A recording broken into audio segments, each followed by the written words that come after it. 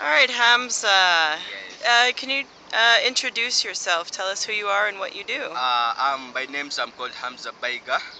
I work as a supervisor, field supervisor for Karuna Industries. It's a drilling company. We drill boreholes for the community, for district, and for the NGOs, that's non-governmental organizations. That's the kind of work I do. And the borehole that you've just drilled for us here in Mulaje village, can you tell us about that? Yeah, this borehole has got a capacity of like, let me say, 10,000 to 15,000 liters per hour. That is if you use a motor or you use electricity to pump the water.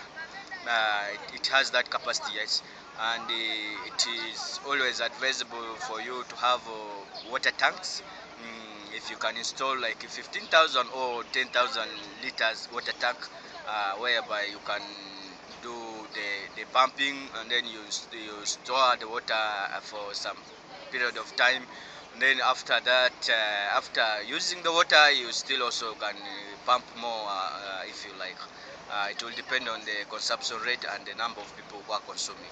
And for this particular borehole, it has been a blessing that we got over 4 cubics, which is enough to serve a good amount of water to a number of people in the community. How many people could 4 cubics serve? It can serve like over 100,000 people. That's a district. It can serve a district. Wow. And 4 cubics means 4,000 cubic liters per hour? Yeah, it means 4,000 cubic meters per hour. Ah. And it can, as I told you before, you can pump if you use this pump, or you use a machine which can pump, not hand pump. You can pump like 10,000 to 15,000 liters per hour. Wow. Yeah. And how far did you have to drill for this borehole? We went up to 59 meters. That's the depth was up to 59 meters. And you started finding water at what point?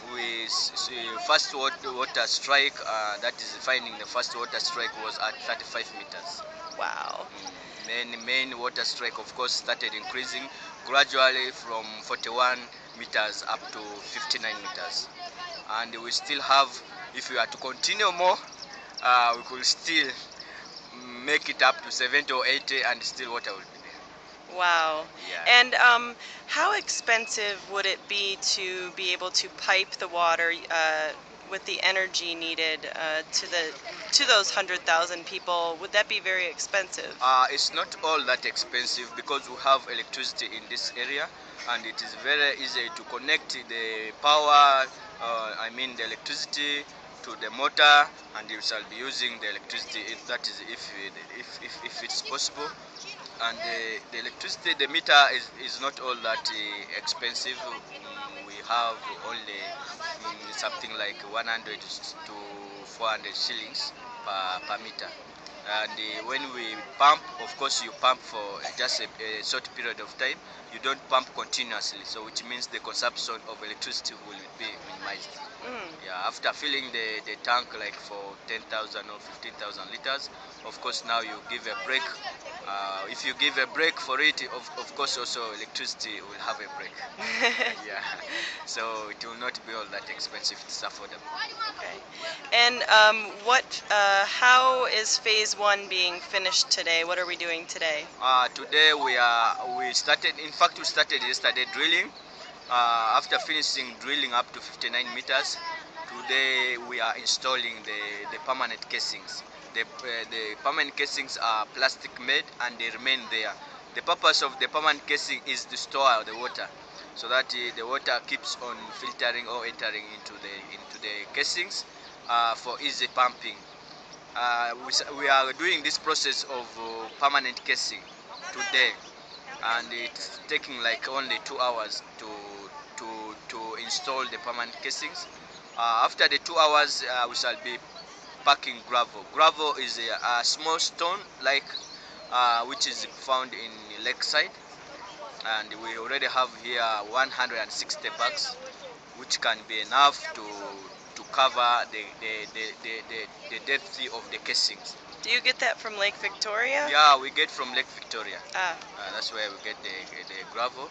So for today, we are just putting the casings. After putting the casings and filling the gravel besides the casings, then we shall be blowing the water, making sure it changes color from the dirty mixed mud mixed water to clean and pure water. And if all goes well, the water will recover its purity by 99%. wow. That will be the last phase of the last part of first phase. And all the men that have been working very hard. I mean, this is the rods are heavy, the casings are heavy, the drill bits are heavy. How many people do you have on your crew? We have a maximum of 10 people. We have 6 loaders, 1 supervisor, that's me, that's already 7. Then we have 1 driller, that is 8. We have 1 driver, that's 9. We have 1 cook, that's 10. Ah, Yeah. and where are you staying while you're working? When we are working, we have our tents. We camp in a tent and you sleep in a tent. Most times the community they sometimes give us some housing accommodation, but we always prefer to stay in the tents because of mosquitoes. Mosquitoes sometimes disturb, and the tent is like a mosquito net to us. Ah, It covers us well. okay, Yeah, so we always sleep in tents. okay. Well, thank you very much. Is there anything you want to share? What I could say is we need your support. We actually very grateful for what you have done for us, the community. You know, the community is always in need of water. Women, especially, are the most. The women are the most people who consume water, and it's always very hard for them to get water. They move very far to get water, and they carry the water in their heads using a jerrycan, and it's always a burden to women. And yet women are supposed to do household work here in Uganda. So women suffer a lot, and if you give us this opportunity of giving us water, it always helps us to reduce the workload which is piled on women. And you know, water beings are very important, material. It is always very advisable to have safe water, and we always get these problems of getting dirty water which is contaminated, which is infected with a lot of germs, and we have been having cases of malaria. I mean, in typhoid, and other cases of bilharzia and other waterborne diseases which have been affecting our people, especially children.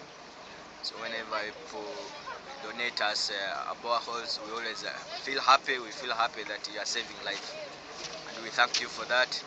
We need we need your support, because the people who need water are still many. It's only a very small percentage of people who still have clean water. The bigger percentage of people are still taking contaminated water, and we hope that the donor community and you yourself will be in position to give us more water, so that we cover the entire population and we save them from suffering from diseases and so on. Thank you, Hamza. You're welcome. All right. We should get out of these men's way over here, because they're putting the casings in now, as you Okay. can see. Yeah. So we're moving. Yes. Have a great day, Cleveland. Okay, thanks.